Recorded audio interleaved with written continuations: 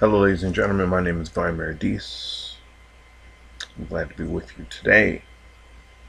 I was on Facebook earlier and I saw another post from one of my friends about another movie coming out that is kind of breaking the stereotypical white Hollywood film. Another movie about black people that is not about slavery, but it's about the attempt to rise out of the clutches of white people. This movie has to do with Marcus Garvey. I don't know to what stage it's in development, but I'm forgetting the actor's name right now. I think his last name is Lindo. Either his last name or his first name is Lindo. But anyway, the movie will have to do with the life and hopefully the philosophy of Marcus Garvey. I'm not holding my breath on that, but hopefully. But upon seeing this, um, I was intrigued. One, because this is now movie number three in the last couple of years that has kind of broken with the traditional white Hollywood movie for black people. Those movies usually involve, the ghettoization, the bastardized ghetto version of black people, where we aren't doing anything but committing crimes and, sounding great in our ghetto ness. Um, Basically, so white people can laugh at us and say, oh, look at those helpless Negroes. Of course, they don't say that anymore, but they still laugh. Um, the other one, of course, is the slave narrative, the slave movie, not narrative so much, but definitely the slave movie, where we're always the help or we're trying to escape from white people. And, essentially we're slaves. That those are the movies. 12 Years a Slave, The Help, The Butler, all of that coonery that's been going on. But, there was the Black Panther, which will be coming out, and that shows. I'm not. I don't necessarily like the Black Panther concept. I think the idea of the Black Panther being in a country in Africa. I like the idea. From what I've read, it's basically him fighting other black people, which I don't like. I think it would have been a greater service to all people, for all black people, particularly to see this man with, hopefully other superheroes in tow fighting white people, because the that's been the enemy. That has been the enemy, and not saying that going forward, well, that's all we can do is fight white people. No, but traditionally, white people have been the stumbling block for black people. So to have a superhero say, you know something, you are the issue, I'm fighting you, that's reality. That's where it should have been. But we'll see. We'll see. Maybe I've gotten wrong information. The second one, of course, is Birth of a Nation, which has to do with our dear brother Nat Turner. Um, and actually, there's another one, but this one might just be rumored. I remember hearing it about a year, 2 years ago. This is even before the Black Panther movie was announced. This is before Birth of the Nation kind of came on. It had to do with, and I think it got stalled actually. So maybe it'll get pulled up again. But it had to do with the Haitian Revolution, and the director, excuse me, broke with the studio, because the studio and the quote producers, if you don't know what that means, you should really go and look up Hollywood and what producer means. Basically, the person who's funding the movie wanted the individual to put more good white people in. I remember that in an interview he was talking about this. They wanted more good white people in it, and he said no. White people predominantly in that time period, in that struggle, were not fighting for black independence. They war fighting against us. So I'm not putting it in the movie. And so they pulled his funding. And so I'm kind of intrigued. I'm waiting to see how they handle Birth of the Nation when it comes to that. But then there is this one, which is on Marcus Garvey. And thinking about all of these movies, my mind logically goes to this question: something has changed. We can anyone out there who might say that Hollywood did something to grow a conscience. Hollywood hasn't grown a conscience. Something has changed. My mind automatically said when I seen specifically Marcus Garvey. I mean, that opens up a whole nother door. When you can talk about Martin Luther King, you could talk about Malcolm X, you could talk about Nat Turner, you could talk about Harriet Tubman, which that movie should be coming out next. Come on now, Harriet Tubman, man, she put them boys on his back. Harriet Tubman should be coming out next. You could talk about Assata Shakur, which also should be coming out. You should be doing another movie on the Black Panthers. But let's be frank. All of these people had one thing in common. One, most of them were trying to liberate black people under the oppressor's system. Very few of them, save for a couple of them, were really revolutionary in saying, forget about this. We want to tear it down. I mean, Martin Luther King in the later part of his life obviously was. Malcolm X obviously was. But none of the movies built for them have really focused on that. So the narrative of all these people have been, they fought the system and they lost. The difference with Marcus Garvey is Marcus Garvey absolutely fought the system and he lost. But Marcus Garvey was unapologetically African to the extent that he said, we need our own homeland. None of these people, I mean, none of them. I mean, Malcolm talked about going back to Africa, but he was a product of Marcus Garvey. His father was a Garveyite. To introduce this man right now is to introduce a wrinkle into the black conscious psyche that has the potential, if done right, to create a generation of people that in 20 years, or not even 20 years, I think 10 to 15 years, could be talking about African independence on a level that would absolutely revolutionize the world. So the question that I have then is, what has changed? And I've said this. I just asked it. What has changed? White people have never wanted to put this forward. Why now? Moreover, not just why now. What is the motive behind it? I was watching one of the cartoons that the adult cartoons that I like to watch to kind of take my mind to ease, when I just want to relax. I was watching American Dad, and I wish that I could remember the episode number, but it was from this past season. And Principal Lewis, who is probably the most prominent black character on the episode, acts pretty crazy. He acts really crazy. He's single. He's big into just doing crazy, wild, nonsensical stuff. And there's this moment where he's reading from a newspaper, this very sensual column written by Steve Smith. And the camera pans backwards to show him sitting in the school in a bathtub with water in it. And Steve's Jewish friend sitting next to him in detention. Or maybe not excuse me,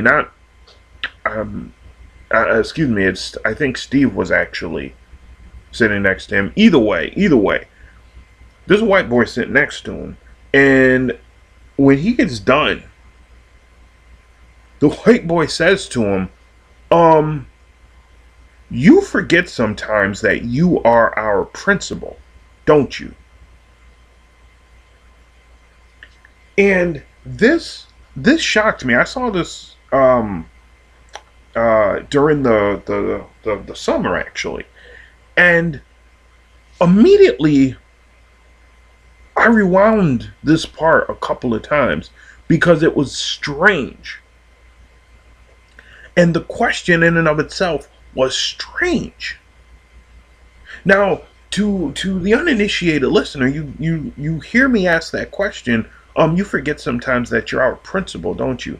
And you go, what's strange about that? The guy's a principal on the television show, and here's one of his pupils saying, "You're not acting like a principal." But to the initiated listener, you understand that TV is not just TV. A lot of people think TV is just TV. TV is not TV. There's a lot of subtle messages going across the airwaves on television. And this was a subtle message.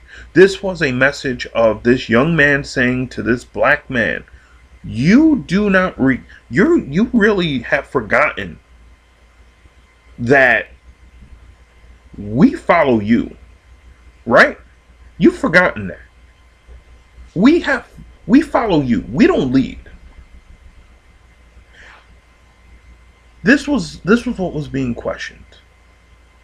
And the more I've thought about that single question, and then I've looked at these movies that are coming out, the more I've said to myself, something is occurring where white people who are inclined to control this society, they're trying to either rile up black people for negative purposes, or they're trying to activate black people for, I'm hoping, positive purposes. But these people tend to not want to activate black people unless there's something sinister behind it. My mind automatically goes towards this. The planet is starting to convulse. Her people, her actual protectors, are waking up. This is why you see the Native Americans active out west, stopping the pipeline. This is why you see people uprising in South America. You don't see that very often on television here. You also see protests starting to erupt over in Africa, particularly South Africa. These are not coincidental things, people. Don't forget, the heart of the indigenous and the black communities exist here in America. So this is all happening, and I'm looking at this, and I'm thinking one or two things is happening. White people are realizing that they have, one, screwed up so bad that they can't fix it now. Recall Jim Carrey's movie, Bruce Almighty. At the end of it, what did Morgan Freeman tell him? At the end of it all, you can still clean everything up. While they think they've made a mess so bad that they now need to. And by the way, they have spent the last 30 years trying to prove that they were as good as black people in controlling the planet, as good as black people in maintaining the planet. So they have been waging a war, an unabating war on black people to try to take their position. But now they're realizing they aren't us, and the planet is not responding to them as it responds to us. So they are now trying to activate us so we can try to save them. Or two, something has come across their lines. And by lines, I mean their oracles. which is telling them something is coming. And they ain't going to be able to do nothing about it. And to be honest with you, I kind of think it's the second one. Because if you noticed, in the past 10 to 14 years, the rhetoric coming from them hasn't been one of supremacy. It's been one of, well, we're all the same. We're all the same. When you can even go back to the 90s and it was, yeah, we ain't nothing like you niggas. It done changed. The question is why. The question is why. It is my overwhelming belief that they have discovered something that is telling them right now that they have a limited amount of time, that destruction is near, and if you don't have that dot, whatever's coming is eating you up. Is eating you up. You got to have that soul. And now they're trying. This is why the whole transhumanism thing is going on, because what they're trying to do is they're trying to take that dot, that soul force, that soul particle, and they're trying to transfer it and steal it. Ain't working, but they're still trying to do it. Now, of course, again, to the uninitiated listener, you're looking at me and you're going, you sound crazy. You sound insane. I understand that. I was where you're at.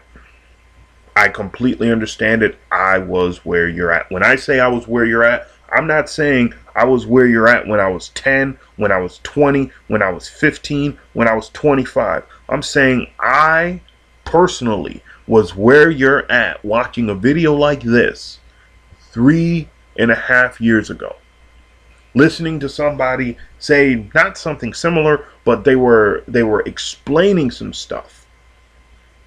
And I was saying, you sound crazy. You sound nuts. I don't understand how you can even say those things and still believe you are reasonable. And thankfully, the ancestors said, all right, you don't understand, huh? We're going to make sure that you do understand. We are living at a time, ladies and gentlemen, and I mean this wholeheartedly. Go and study. Start off light. Go and study Asa Hilliard. You don't have to study him.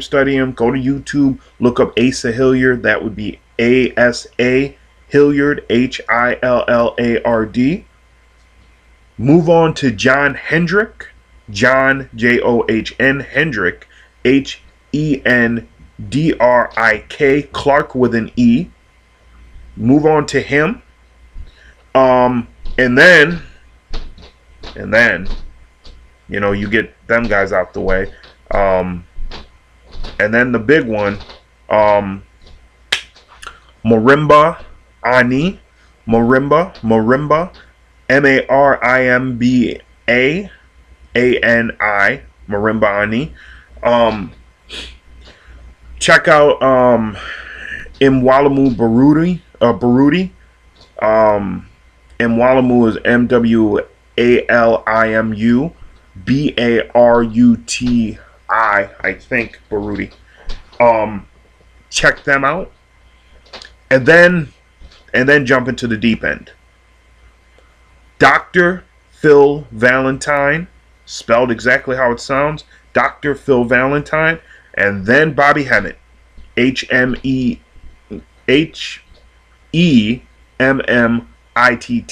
Bobby Hemmitt. Jump into that. There's Layla Africa, who you'll definitely come across once you type in Phil Valentine, Bobby Hemmitt. There's a bunch of them. So I'm not even going to go through them. But, spend the next couple of years of really familiarizing yourself with this stuff. Why? Because Many black people watch movies, but they don't watch movies critically. They watch movies and they believe what they're doing is just seeing entertainment. When the reality is, with TV and movies, you're seeing entertainment. Entertainment. Training day. Entertainment. That's what you're seeing. They're training your psyche. They're training everyone's psyche.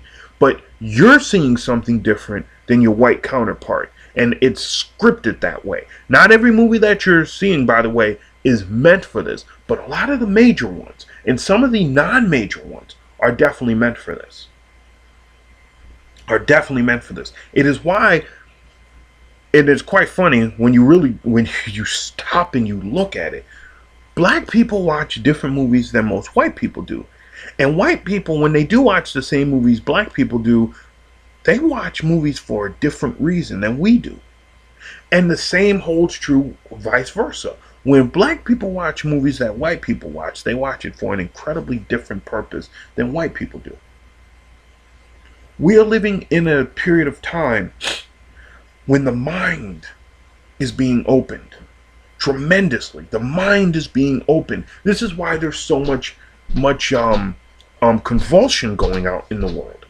But we're also living in a period of time of judgment. And when I say judgment, I don't mean biblical judgment. I don't mean any of that. No.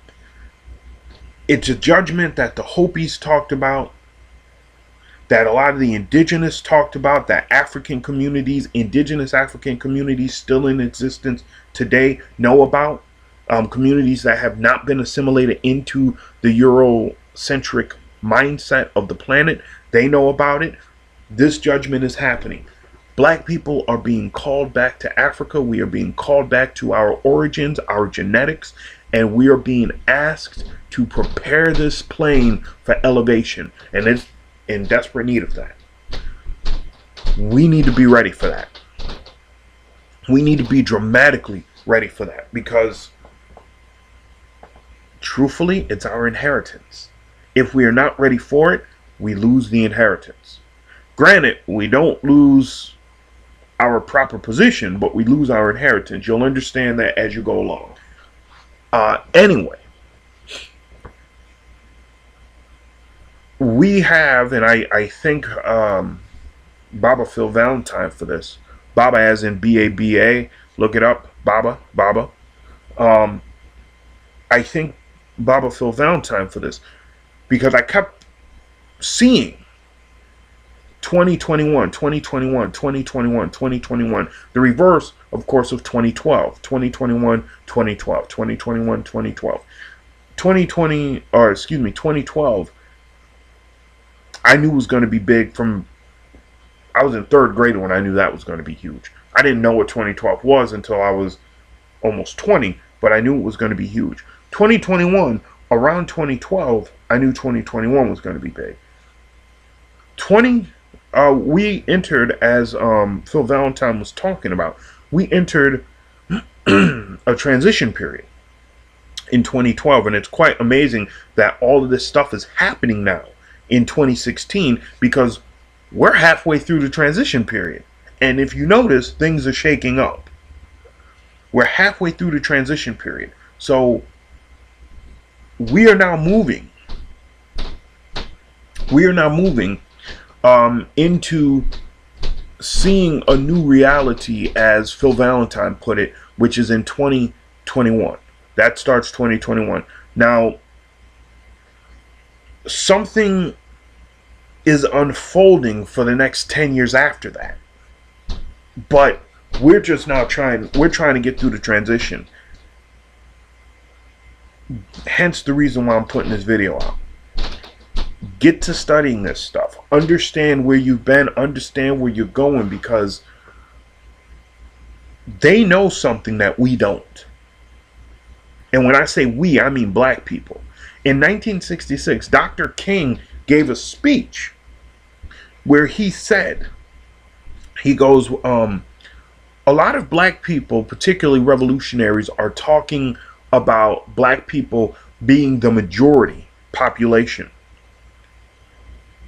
He said in this speech that that was still 50 years away. Do the math. Do the math. The math that he gave in 1966, 50 years, is 2016. Now, take that and flip it in your mind with the fact that, what was it, a year ago? 2 years ago? They had the King Selma movie out, which essentially acted to reintroduce King to everybody else, or to a new generation. But what did they do with it? They flipped his life. So you would never know if you looked at that movie that King was more radical than he was. He talked about us being a majority in 2016. However, when you look at the population breakdown of the country, if it is to be believed, we are now outnumbered by Latinos. How is that possible? How is it possible? It is possible because of the Planned Parenthood agenda, which, ladies and gentlemen, I used to believe in. I used to believe in Planned Parenthood until the evidence became overwhelming to the fact that they were basically feeding awful black babies. But still, that doesn't explain how we are not not the majority population in this country. How are we not the majority population when we should be? We are still at about 13-14% of the population in a country of 317 million people. The numbers that I was seeing with rates of abortion, about 500,000 black babies are aborted each year, and yet we are not a majority. Why is that? That's a question you got to answer for yourself. But they know something about where we are supposed to be and where we are headed. And they're trying to do two things. They're trying to head it off so they can control it. And two, they're trying to implant their own leadership so they can control it. There's an interesting book that I want to give you, but it's a strange book, and if you read it wrong, you won't get the message. Because when I first read it, I didn't understand what it was saying. And indeed, I misread it. The book title is... sorry, getting the goosebumps. But the book title is The Pleiadian Perspective on Evolution. Now, when you read it, don't read it as a logical tale. Read it as a metaphorical tale in many aspects. There are, oh man, they give some incredible takes on the origins of certain peoples on this planet, and they offer a glimpse into the future, which is why I'm giving it to you. But they don't offer the glimpse into the future as prophecy. They don't say, well, this is prophecy. They don't say this has to do with your future. But they do say this has to do with your future without saying it. So get the book, read the book. It'll expand your mind. I think that's all really Spirit wants me to say to you all. Pardon the noise. I hope it didn't really affect you all. Unfortunately, I have a individual who lives here who every time when I seem to be communicating with Spirit and want to talk, for the Spirit, they want to do a lot of moving. You could take away from that what you want to take away from that, but it does not escape me when I'm doing this. Again, though, I want to reiterate at the end of this, they know something. I will leave you with this. Let's say there's two fighters. The one fighter has been working overtime to cripple the other fighter. And he truthfully believes he's been winning. But then they're about to fight. They're about to fight each other. Then it is revealed to him that everything that he's been doing has been slowly being reversed by a hand that was in the shadows. So he didn't know it existed. And that hand has been pumping power into this person who he's been crippling. So they're about to fight.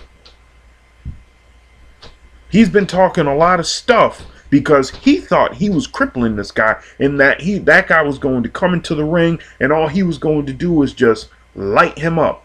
But suddenly when he finds out about this power in the shadows, he starts talking all nice. Oh, we the same. I was just playing. I didn't mean all that. Come on, man. You know me. I'm a jokester. Come on, man. I mean, look, I've always admired you. I loved you for a long time. I mean, look at you. You are a brilliant fighter. It's like this is what we're going through right now. They found something out.